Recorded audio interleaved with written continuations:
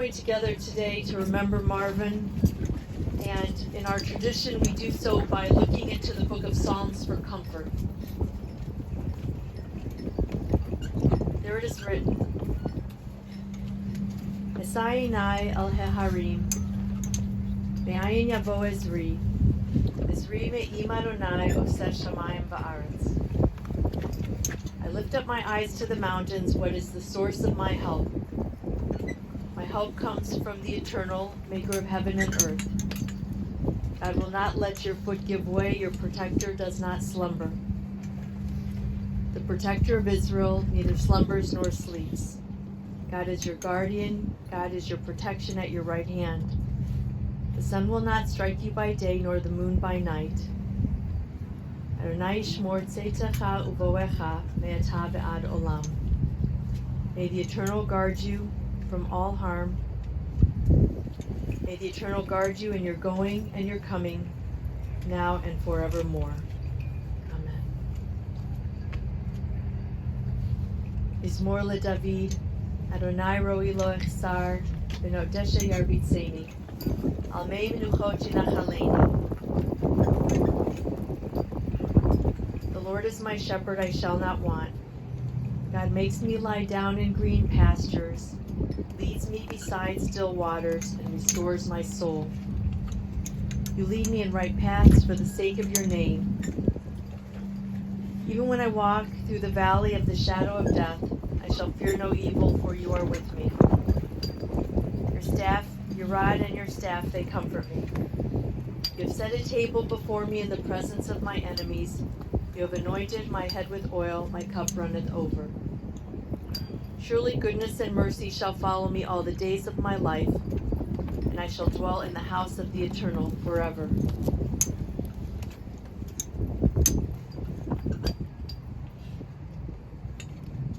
Death has summoned our beloved Marvin Miller.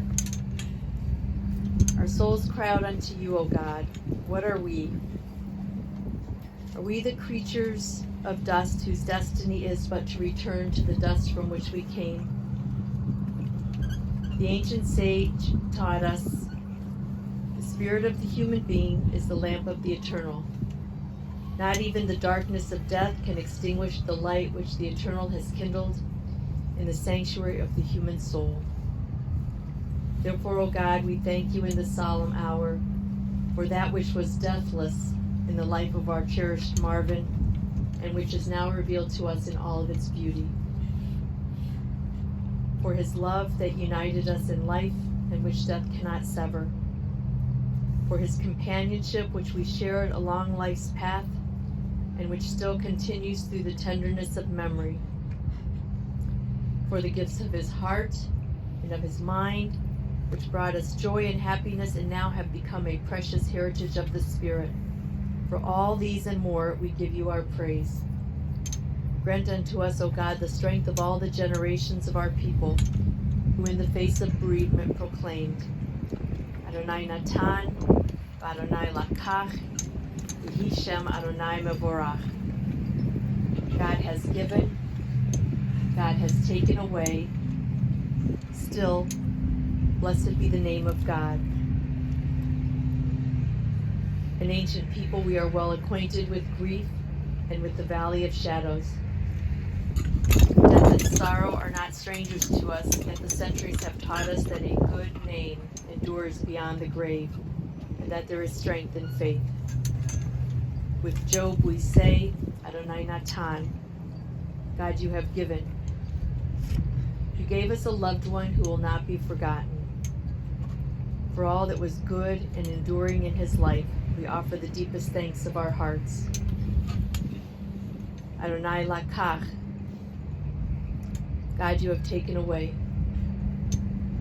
We pray for the strength to turn our broken hearts into an altar of trust, before which we acknowledge your sovereignty and your love, as we now say, Yehi Shem Adonai Mevorach. Blessed be the name of God, now and forever.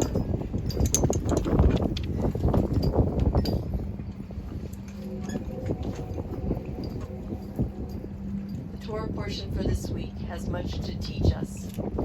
as we remember our beloved Marvin Miller. We find ourselves at this moment in the last portion in the book of Genesis. The portion is called Vayechi, which means, and he lived. It's an unusual name for a portion in which the patriarch Jacob will die, and his son Joseph too will pass. But it is a great reminder to us that at the time of one's death, how we lived is all that matters. Further in the portion, Jacob will call each of his children to him to receive a blessing. His words look backward at who they have been and forward at who he hopes they will become. In his evaluation of each of his children, he's working to ensure that the covenant will be continued. Today, as we remember Marvin, we consider Vayechi, how he lived. The patriarch of this family leaves behind a legacy of love and laughter, of principle and perseverance. Marvin was able to rise above the mistake that Jacob made of playing favorites between his sons, to develop with Howard and with Harley unique and beautiful relationships. Like our patriarch Jacob, Marvin was all about family and ensuring the Jewish tradition would be carried on. He had a big heart that included and accepted everyone, regardless of background, and because he saw the good in people. Bright and charismatic, with what Caitlin would describe as a twinkle in his eye, Marvin had a way about him that made others feel comfortable and noticed. He was a teacher of the tradition by modeling its celebrations with big Miller gatherings and with quiet conversations. A salesman at heart, a people person at his core, he was in the business of making sure everyone felt valued and knew what he valued. Marvin developed patriarchal skills from an early age. Born to immigrant parents, Ben and Celia, in 1935, he was the translator of culture for them and the one to establish deep roots in the New World. Raised with Yiddish spoken in his home as a language to connect the generations, and in a home that kept kosher, Marvin developed many of the iconic Jewish mannerisms, expressions, and tastes. Growing up first in the city of Cleveland, then eventually making his way via Glenville to Cleveland Heights, Marvin observed his father working as a butcher and seeking to live the American dream. Perhaps a little too early in creating a grocery store in Highland Heights, and then a little too late in reestablishing a butcher shop in the Heights area. But Marvin grew up learning these trades and business values as part of his home life. As part of his patriarchal training, about the time that Marvin was 8.5 years old, he was gifted with a little brother who would become his best friend and his little buddy Harlan. While reluctantly dragging you along with his teenage friends, Marvin learned to adore you and you looked up to him. He even influenced your style of the uniform, an iron shirt under a zip-up sweater with matching socks. Marvin always looked sharp, and would even say, "It's not how you feel, it's how you look." He lived by those words to the very end of his life, never letting on through his many physical ailments that anything more needed to be asked. Harlan, you and Marvin were more than brothers. You were friends and confidants. And through the years, you watched out for each other, offered sincere advice to each other, and made sure that the families you created remained close. Your wives, Barbara and Maxine, were such an important part of that closeness, and losing them both within months of each other created an even stronger bond that brothers should never have to share. Handsome and dapper, optimistic and outgoing, Marvin had a special confidence about him, so it's no wonder that the beautiful Maxine took notice of him. Just after Harlan would become bar mitzvah, Marvin would ask him to stand up at his wedding with Maxine. And so began Marvin and Maxine, Marv and Max, creating their own family. Together for over 60 years, they would enjoy their two sons, first Howard and then 5 years later Harley. In those years, they would travel the world, sometimes for fun, and also as Marvin developed his vending machine business to visit clients in places like South America, Mexico, England, and Israel. These were just a few of their spots. And cruises with friends were a big part of their fun. After having given it a go as a butcher himself in the grocery store business, then pioneering the office coffee supply concept, Marvin's name became synonymous with the vending industry. Trade shows in Vegas, Atlanta, and Chicago were the place where his interpersonal skills of being funny and fair were at their height and made him the go-to guy. And people took other cues from him too. He and Maxine looked the part of the adoring and adorable couple, and they set the standard for the fashion plate. They liked to shop together for beautiful quality clothes. How did Jill put it? I think you said Hugo Boss sweaters and suits in every color, and Max wore Chanel better than Chanel. His sweet scent of cologne left a lingering impression also. They were the bow and the bell of every gathering. On nights out, Marvin would make the rounds at the tables. Mr. Mayor himself, except he shied away from politics. And at home, Marvin was chivalrous, bringing Maxine beautiful flowers every Friday, driving her to the beauty shop each Saturday in preparation for their night out together with friends at some of the newest and finest restaurants. Living on Silsby, so close to Geraci's and Bialy's Bagel, you boys knew what you'd be eating that night and perhaps even for breakfast. Howard and Harley, you grew up knowing the routine. What would you boys say? Howard looked like Marvin, but Harley acted like him. I think that was your quote. Your father was devoted to the two of you, and although there were the childhood angst that could draw his ire, he was more the kind of dad who wanted to be your pal and hang out with you and your friends. He brought fun and humor with him wherever he went. In fact, Howard, one of your buddies called him Mr. Humor. This was not a nod to good humor ice cream, but rather your dad kept a candy drawer filled with all the best stuff, and everyone knew they were welcome to partake of that. It didn't even matter to your friends if you kids were home. That's how natural it was for your friends to hang out with your parents. Perhaps the person who understood this kind of humor best, though, was Harley. Like two old men, although your father never embraced the idea of being old, you two could banter back and forth. I think it was about a $12 tail light bulb that seemed to be as important as when God dictated, "Let there be light." In essence, though, he was lighting a path for you to follow, teaching you the ropes of the vending machine business and modeling for you the value of a strong work ethic, one that was honest, fair, and one where clients became friends and friends of family even. Marvin was your mentor and your best friend, even more recently influencing your fashion by sharing his fabulous sweaters with you. Howard, where your father had spilkies and could not sit still for a minute, you had that more calm presence that helped to ground him too. It was the fun spirit that drew all your friends to your home. If there was fun to be had, he wanted to be part of it and loved being one of the guys with you. And if you were getting into trouble, somehow he let you skate by. He taught you so much just by your quietly observing his habits. One that sticks out for you was his way of packing so far in advance.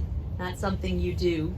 Sometimes there's negative modeling too, but just the opposite. You're the last minute packer. But he played a game of Tetris when he was putting things into the car, carefully placing every suitcase. And that has served you and your family well.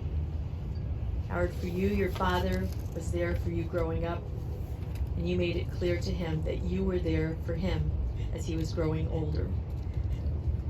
As in the biblical story that we are reading, wherein Joseph comes to look after his father and his brothers, Marvin knew he could count on the two of you to do the same for him and to keep the family strong. Marvin welcomed Jean into the family and Jean marveled with the abundancy of the Miller madness of spreads for every holiday, more food than one could possibly have eaten. He made great chopped liver, an acquired taste, no doubt. Until Marvin taught you about Judaism too and welcomed your family with his authentic interest in them. He treated the two of you like his daughters and made you feel like that too. And when the grandchildren started to arrive, Marvin was all too ready.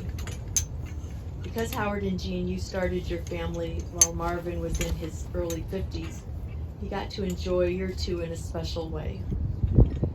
Marvin and Maxine were able to keep up with Samantha and Wiley, attending lots of your school events and sharing their young spirit with all of your friends.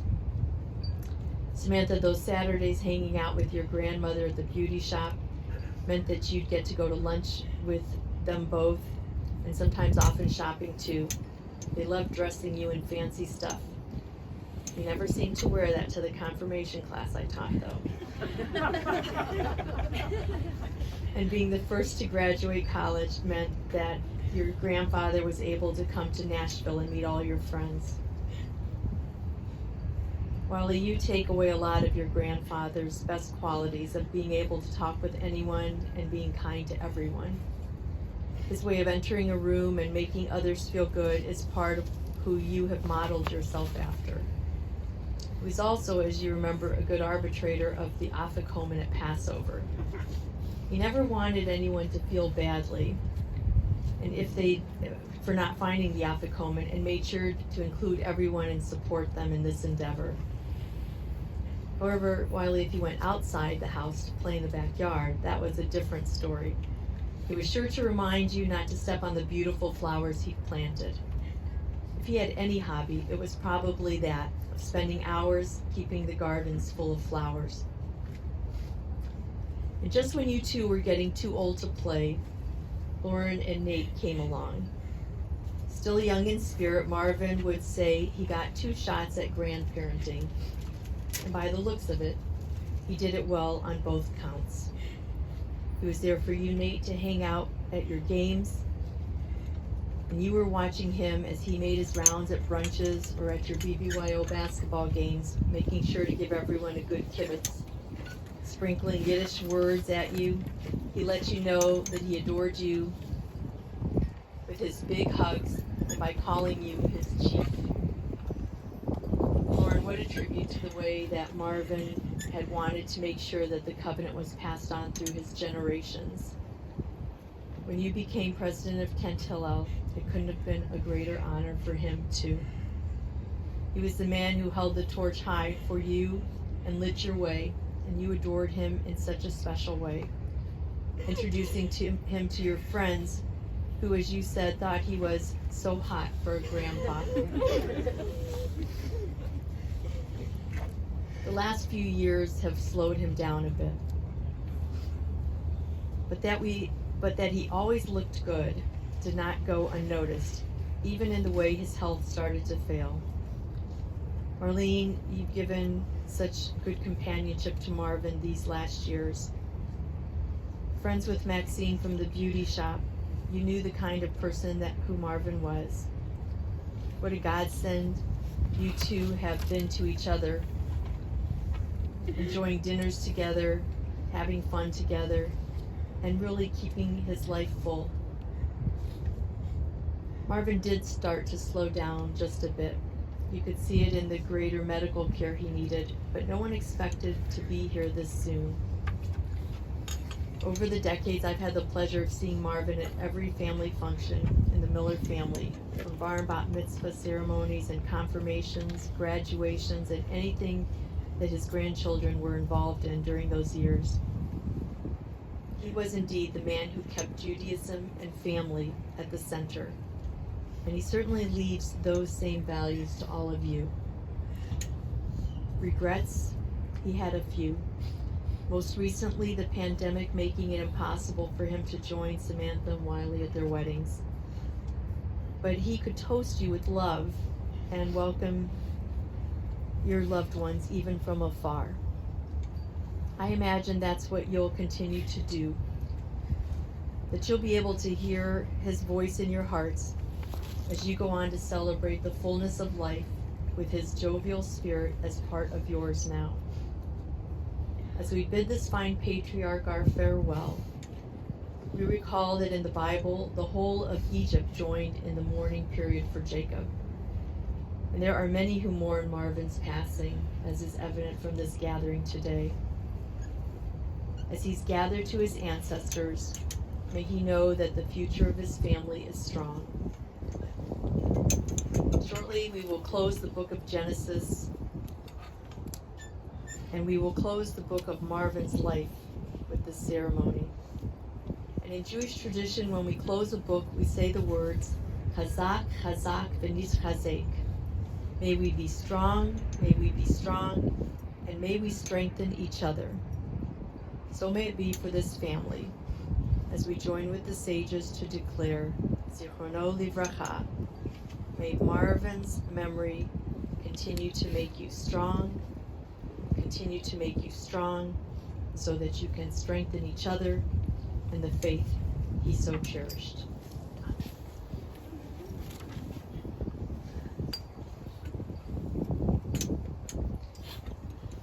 Each of you has special memories of Marvin. We take a moment now as you silently compose the eulogy of your own hearts.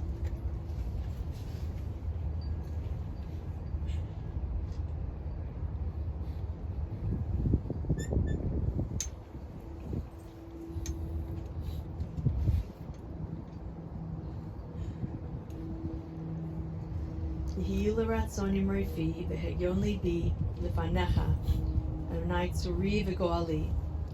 May not only the words I speak, but even my most precious meditations and private memories be acceptable to you, my God, my rock, and my Redeemer.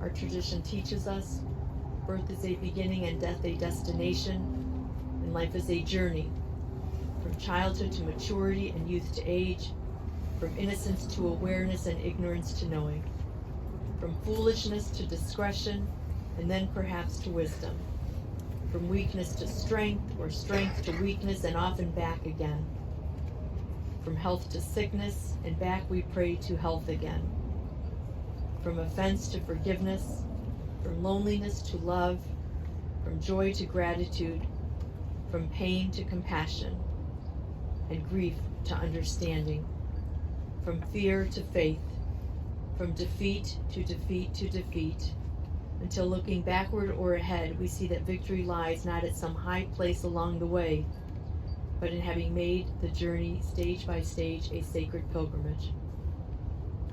Birth is a beginning and death a destination, and life is a journey, a sacred pilgrimage to life everlasting. I'll invite you to please rise for El Malay.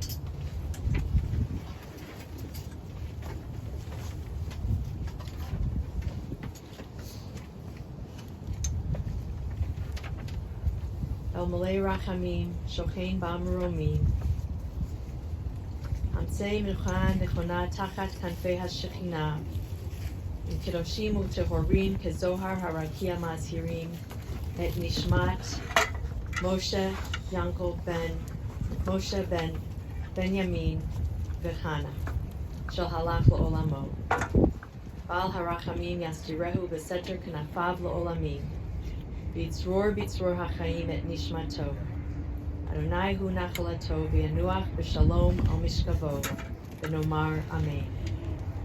O compassionate God, eternal Spirit of the universe, grant perfect rest in your sheltering presence to Marvin Miller, to Moshe, son of Benjamin,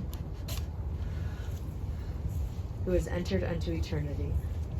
O God of mercy, let him find refuge in your eternal presence, and let his soul be bound up in the bond of everlasting life. God is his inheritance. May he rest in peace. And let us say, Amen.